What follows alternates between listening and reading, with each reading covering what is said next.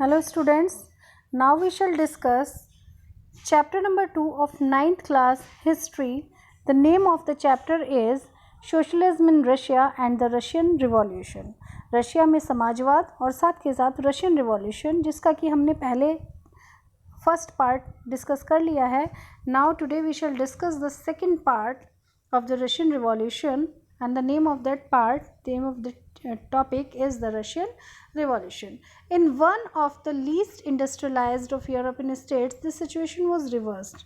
अगर हम बात करें जितने भी औद्योगिक पिछड़े देश थे यूरोप के, वहाँ पर ये सिचुएशन थोड़ी सी उल्टी थी.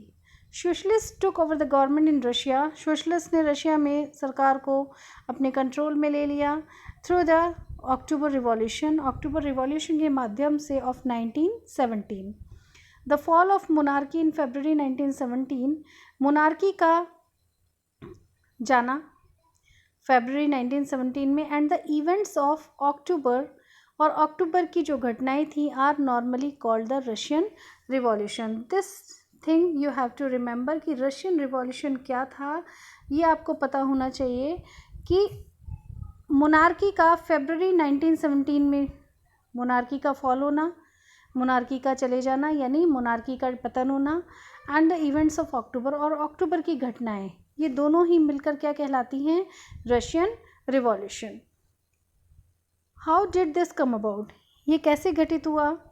Where were the social and political conditions in Russia. Russia की सामाजिक और राजनीतिक स्थितियाँ क्या थीं? व्हेन द रिवॉल्यूशन अकर्ड, जब क्रांति हुई. टू आंसर दिस क्वेश्चंस, इन क्वेश्चंस का आंसर जानने के लिए let us look at Russia के बारे में जानेंगे हम a few years before the revolution. की रशिया की कंडीशन क्या थी रिवॉल्यूशन से कुछ साल पहले की. Now the Russian empire. अब हम क्या पढ़ेंगे? रशियन एम्पायर इन 1914 में रशियन एम्पायर कैसा था, रशियन साम्राज्य कैसा था? In 1914 tsar Nicholas second ruled Russia and its empire. 1914 में ज़ार निकोलस सेकेंड का शासन था रशिया में और उसके पूरे एम्पायर में. Besides the territory around Moscow, इसके अलावा जो क्षेत्र थे मॉस्को के आसपास, the Russian empire included current day Finland. Russian empire में आज जो एरियाज़, जो क्षेत्र, टेरिटरी इंक्लूड हैं वो हैं Finland, Latvia, Lithuania, Estonia, parts of Poland, Ukraine and Belarus. These all are the parts of Russia nowadays.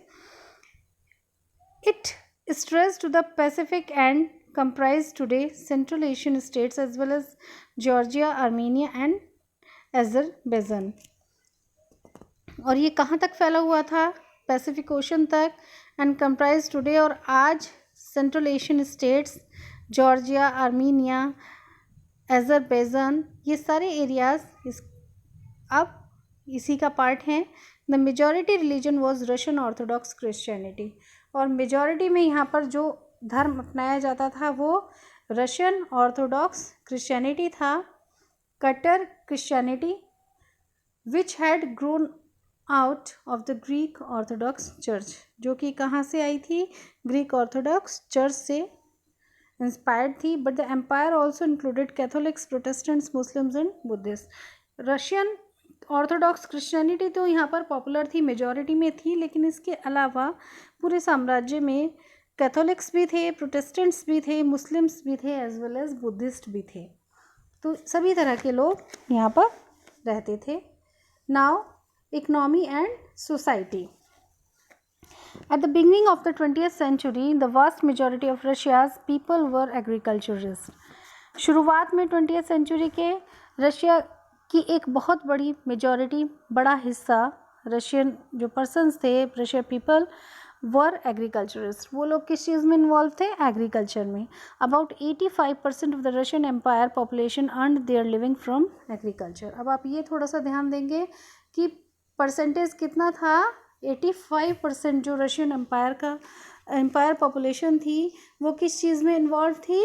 वो एग्रीकल्चर में इन्वॉल्व थे. Is it clear? The proportion was higher than in most European countries. दूसरे European countries की तुलना में यहाँ पर जो एग्रीकल्चर में इन्वॉल्व पर्सनस का जो रेशो था वो ज़्यादा था.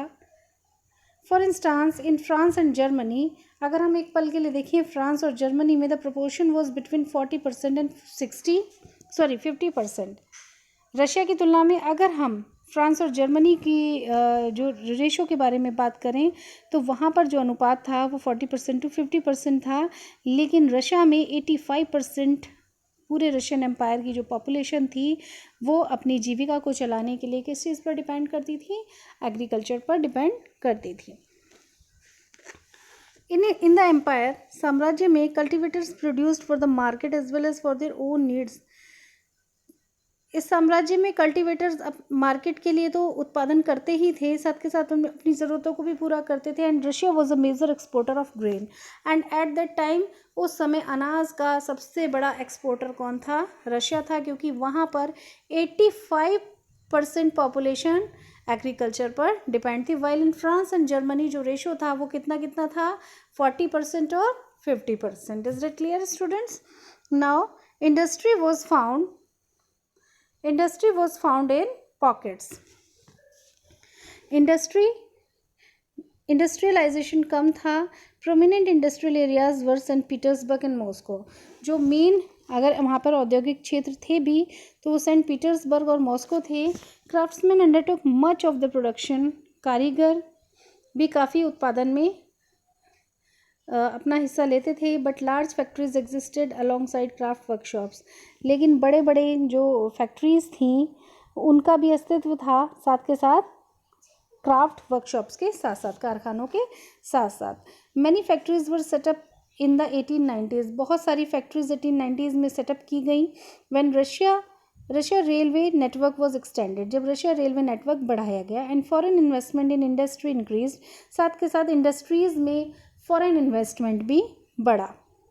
कोल प्रोडक्शन डबल्ड, कोल का प्रोडक्शन डबल हो गया। And iron and steel output quadrupled, और आयरन और स्टील का जो प्रोडक्शन था वो क्वाड्रपल्ड हो गया, यानी 4 times बढ़ गया।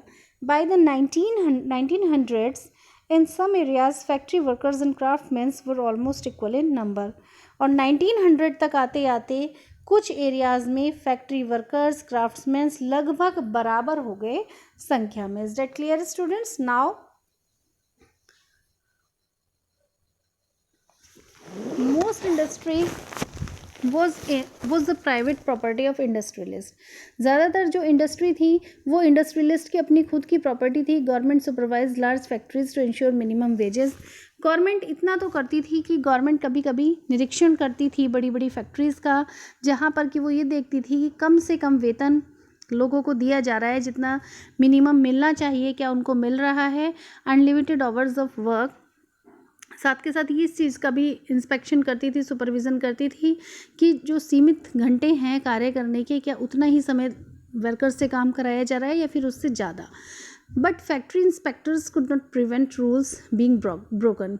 लेकिन जो फैक्ट्री इंस्पेक्टर्स थे, जो sometimes they come and supervise the factory workers as well as their wages and their working hours, फिर भी इंस्पेक्शन के बावजूद फैक्ट्री इंस्पेक्टर्स नहीं रोक पाए रूल्स बीइंग ब्रोकन। मतलब इस चीज़ को नहीं रोक पाए कि जो कानून, जो नियम बने हुए थे वर्कर्स के लिए, लिमिटेड वेजेस वगैरह, उन चीज़ों को वो लोग नहीं रोक पाए। तो इन craft units and small workshops, craft units और स्मॉल वर्कशॉप्स में the working day was sometimes 15 hours. Working days कई बार तो 15 आवर्स तक बढ़ जाता था, कंपेयर्ड विद 10 और 12 आवर्स इन फैक्ट्रीज, तुलना में 10 to 12 आवर्स जो कि फैक्ट्रीज में होना चाहिए था। Accommodation varied from rooms to dormitories, और कहीं ना कहीं जो उनके रहने का जो व्यवस्था थी, जो अरेंजमेंट था वो भी अलग अलग था, रूम्स से लेकर डॉर्मेट्रीज। डॉर्मेट्रीज क्या होती है students? Building for sleeping and resided on any place, मतलब किसी भी जगह पर जहाँ पर कि आप रेस्ट कर सकते हैं, रूम लाइक, वो क्या कहलाती हैं? Dormitories. Workers were a divided social group. Workers किन में डिवाइड थे? सामाजिक समूह में डिवाइड थे। Some had strong links with the villages from which they came. कुछ वर्कर्स के मजबूत लिंक्स थे विलेजेस से जहाँ से कि वो आए थे। Others had settled in cities permanently, जबकि कुछ वर्कर्स अब परमानेंट तौर पर शहर में ही सेटल हो गए थे। कुछ वर्कर्स अभी भी अपने गांव से जुड़े हुए थे, जबकि कुछ वर्कर्स परमानेंट तौर पर शहर में सेटल हो चुके थे। Workers were divided by skill, workers को उनके कौशल के अकॉर्डिंग डिवाइड किया गया था। A metal worker of Saint Petersburg record, metal workers जो थे सेंट पीटर्सबर्ग के, वो अपने आप को क्या बोलते थे? Metal workers considered themselves aristocrats, वो अपने आप को एरिस्टोक्रेट्स मानते थे अमंग अदर वर्कर्स, दूसरे वर्कर्स के सामने वो अपने आप को ज़्यादा टैलेंटेड माना करते थे। कौन? Metal workers. कहाँ के? सेंट पीटर्सबर्ग के। Then their occupations demanded more training and skill, उनका जो व्यवसाय था उसमें ज़्यादा ट्रेनिंग और स्किल की आवश्यकता थी, मांग की गई। Women made up 31% of the factory labour, women ने फैक्ट्री लेबर का 31% वीमेन थी। फोर्स बाय 1914 में, but they were paid less than man, लेकिन एक चीज़ और भी थी कि उन्हें मैन से कम पे किया जाता था। Between half and 3/4 of the man wage, या तो उन्हें मैन के वेजेस का हाफ मिलता था या फिर 3/4 मिलता था। Divisions among workers showed, workers के मध्य जो डिवीज़न था वो ये दर्शाता था, वो अपने आप को कैसे अलग दिखाते थे? इन ड्रेस एंड मैनर्स, तौर तरीके से और ड्रेस के माध्यम से, अलग अलग उनकी ड्रेसेस थी, उनसे उनको पहचाना जाता था। सम वर्कर्स फॉर्म्ड एसोसिएशंस, कुछ वर्कर्स ने संगठन बनाए to help members in times of unemployment, उन मेंबर्स की मदद करने के लिए जो कि बेरोजगारी से परेशान हैं और फाइनेंशियल हार्डशिप्स, और कहीं ना कहीं उनको फाइनेंशियल हार्डशिप्स या जो आर्थिक तंगी से गुजर रहे हैं। But such associations were few, लेकिन इस तरह के एसोसिएशंस कम थे।